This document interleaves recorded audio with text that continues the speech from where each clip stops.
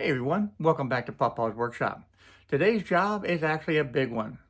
These doors are in really bad shape, and quite frankly I have put off doing this for a long time because this really, with the double doors, takes two people to do it. And I don't have two people, I'm just one person. And over the time I have put it off to the point where I can't really put it off anymore.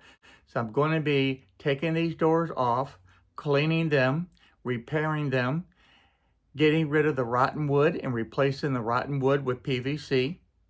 And then I'm going to paint the doors. I'm going to take out the old frame and replace it with the PVC and put everything back in.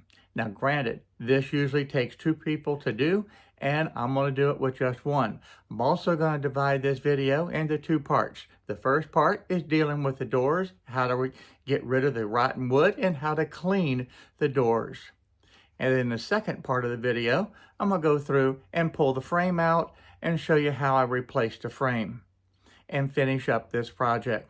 So I hope that you'll see both part one and part two of this video on how to be able to pull out this old French door and completely redo it and put it back in, and with just one person. Should be an interesting couple of videos to watch.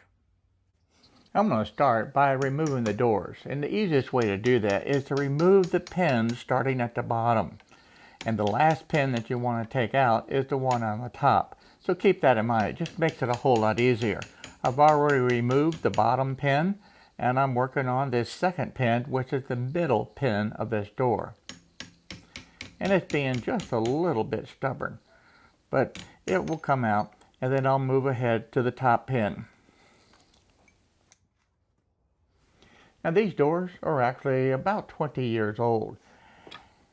It gets a lot of rain from the runoff of the roof because there's a valley that comes right down to this point, and all that water flows off the roof and hits the ground and bounces up on these doors. Now these are the steel doors, and quite frankly, for about 20 years, they've actually lasted quite well. But there is a lot of rotten wood that we got to take care of. Now these doors are actually quite heavy, and I find using this little two-wheel cart to be able to handle the doors is far easier than just trying to pick up the door and just carrying it in. When I was younger, yeah, granted, I could do that. But now that I'm older, having a two-wheel cart makes life so much easier. Now I'm going to transfer this door over to the workbench so that I begin the work on it. Now this is a double insulated glass, and that's where the weight is. So I want to be real careful on how I handle it because I don't want to break that glass. The first step in this process is to remove all the hardware. I want to take off these hinges as well as the door locks, and I'll clean those separately. But this will allow me to be able to easily work on the doors themselves. Now one of the things that I do is just take a little block of wood and raise up this side of the door. It makes it a lot easier to be able to work with the hinges and to be able to remove the hinges since they extend down below the bottom of the door itself. Okay, I know that you're thinking this. Why didn't I just flip the door over and take all the hinges off and the doorknobs? Because it would have been so much easier. Because I wouldn't have to use a block of wood, and I wouldn't have to reach down and look underneath the door to be able to unscrew everything. Well, the reason I did that is because I wanted to tackle the dirtiest side first. Plus, I didn't want to turn the door over. I did not want to lift that door again to be able to flip it over, only to flip it back over to this side. The more that you move the door and flip it from one side to the other, the more risk that you take in damaging the door, or more importantly, breaking this glass. So with that thought in mind, I went ahead and did it this way, and quite frankly, I don't think it really took a whole lot of extra time. Now this is not a sponsored video, but the product that I have found that works really well to be able to clean these doors is just this Clorox Tilex. Now as you can see, there's an awful lot of dirt and algae on this door. In addition to that, there's some rust as well as some mildew that we have to be able to get off. And yes, I'm using a toothbrush to be able to deep dive into that PVC molding to be able to clean it. And the best way that I do that is just spray this on, let it soak for about 3 or 4 minutes, and then I'm able to come back and start wiping it off. Now this is something you really can't rush, because I'm going to spray on this Clorox Tilex one section at a time, let it soak, and come back and wipe it off. And then I'm going to move over to a different section. Now I had already sprayed this just a few minutes earlier, but I'm going to come back and add just a little bit more. And I'm going to start spraying that PVC to give it just a little bit more.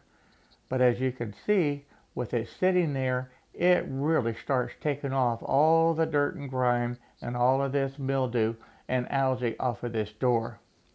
It is an amazing product that works extremely well, and it doesn't take a whole lot of effort to be able to do this.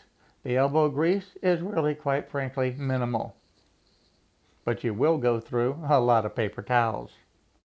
So after just a few minutes of cleaning, and yes, this Tilex does work on the glass as well, the only thing that's left is just a little bit of surface rust. I sprayed on the Tilex, used some 220 grit sandpaper, and very lightly sanded, and that rust just immediately came off. So after a few minutes, this door almost looks brand new again. All of the dirt, grime, all the algae, everything is gone, and quite frankly, it looks better than I thought it would. The glass is even shining again, and that's what I wanted. This looks fantastic. The door sweep at the bottom came clean as well. So this is as close to a new door that's 20 years old as you can get. So I'm very impressed with how this door cleaned up, and I repeated the process on the second door. Now on the second door, after cleaning everything, I still need to be able to take off this theatrical. Now the good thing is this is PVC, so there is no rot on this. It's just dirty. So I need to be able to take out all the screws and remove it. And I found one screw that I had missed, so I got to remove that. And then I'm going to take off this theatrical, I'm going to clean underneath it, and I'm going to look for rotten wood under there also. And you can't forget to remove all of the hardware, because those screws go into the theatrical and then into the door itself. And that helps hold on not only the door keepers, but it also helps hold that theatrical in place. So I have to remove these brass plates as well. And I have one screw remaining, and the theatrical will be free. Now this not only reveals the hidden dirt that's trapped behind this theatrical, but it also reveals the door slides that locks the door at the top and the bottom. And this allows me the opportunity to be able to remove these and get these cleaned up as well. And you also notice on the door itself that there is some rotten wood that was behind that theatrical. But I'm going to take just a few minutes to be able to clean these, and I'm also going to take out the weather stripping. I want the weather stripping out of the theatrical so that I can clean it separately, because I want this door to be as close to brand new as I possibly can get it. And the only way you can do that is to take all these different components apart. Now the weather stripping itself just slides into a slot, but to be able to remove it, you still have to be careful, because you can potentially damage and tear the weather stripping itself, and you don't want to do that, because these are not cheap. They're about $15, $18 a piece, and you don't want to have to replace it through carelessness. So at this point, I'm just going to spray everything down with the Tilex and start cleaning all of these different components, including that weather stripping. And this cleans up so easily. This PVC with this Tilex, it just wipes off, and it's snow white again, and it looks absolutely fantastic. It looks exactly like it did the day that I purchased the doors.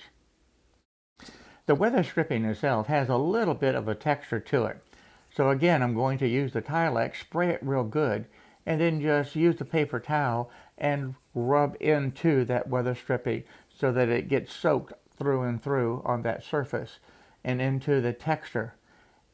So this takes a little bit of extra effort to be able to get that clean, but it comes out very nice. It still looks like a brand new piece of weather stripping. Now these door slide locks, they're made out of metal, and they do have some plastic components as well. And again, with the Tilex, this cleans up real well. These look like brand new again. And yes, I did take them apart and clean all of the different surfaces, including the plastic parts that were inside of it for that sliding mechanism. And the metal pen was able to get all the dirt and grime off of it. So these again look brand new. Okay, here is the real problem. Down at the bottom of the doors, you have the rotten wood. Now, even though this is a metal door, these strips are actual wood, and that's what causes the problem. Now, that was the side on the theatrical. It gets rotten as well. That moisture gets there, it gets trapped. So the way we need to fix this is to be able to get all of this rotten wood cleared out. And that takes a little bit of time and a little bit of effort to be able to start digging out all this loose debris. It's important to be able to remove all of this loose wood and get it out of there first, because it's just not going to allow the glue to stick. Now, quite frankly, I wish these doors were made with the steel on the outside and PVC on the edges. It would make for a much stronger, longer lasting door, but I can't change that. To be able to replace this wood all the way along the entire strip from the top of the bottom would be a nightmare, because in the portion where the wood is good, you have some very strong glue that holds it in place. So because of that, all I'm going to do is remove all of the rotten wood, cut it clean, and make it where I can put a PVC insert into this damaged rotten area. And once you have all the rotten wood out of the way, this oscillating tool is a godsend to be able to make it so much easier to cut out the remaining wood. Now, this is solid wood, and it makes it very difficult to be able to just scrape it out. But this tool makes it easy. You can cut it, and then I can take a chisel and chisel out the remaining portion of it. And once you finish, you're left with a nice, clean, rectangular shaped hole. Now, the last step that I want to do is take the chisel and run it just across that top and the bottom edge. I want that completely flat. If there's any solid wood there, that is good, because that way that PVC strip will be able to slide directly into the opening. If you don't get this perfectly smooth, when you go to insert the PVC, it's going to have high spots in there, and it's not going to allow that PVC to slide in. So this is an important step. Also, down there on the door sweep, you potentially could have some screws or some nails that would be sticking through, and you have to make sure that those are removed also. You want a nice, clean cavity to be able to accept this new PVC piece. Look inside, you can also see the foam core of this door. The PVC that I'm using is this material right here. It's a solid PVC. It's actually a trim board that you use typically on the exterior of the house. And it works fantastic for this. Now, this is 3/4 of an inch thick, and I believe this is 5.5 inches wide. And I'm going to cut this to be able to fit inside of this cavity that I had created in the door. Now, the last step is to take a vacuum and vacuum out any of the little bit of loose debris that's left, because that will prevent the glue from adhering. Make sure you use a good foam-safe glue. Okay, it's time to put in these PVC pieces. Now, you notice inside of the door itself, the core of it is actually foam, and that gives the door the insulation value that it has. But you have to be careful with the type of glue that you use. The glue must be foam safe. And the glue that I've chosen to use is this right here. It's a liquid nail. It's extreme heavy duty, so it's a very strong glue, and it is foam safe. So it says that right there on the package. And that's very important to make sure that you do not use a glue that's just going to eat away the foam. It's going to create a situation that's far worse than what you have with just replacing the wood and putting in the PVC.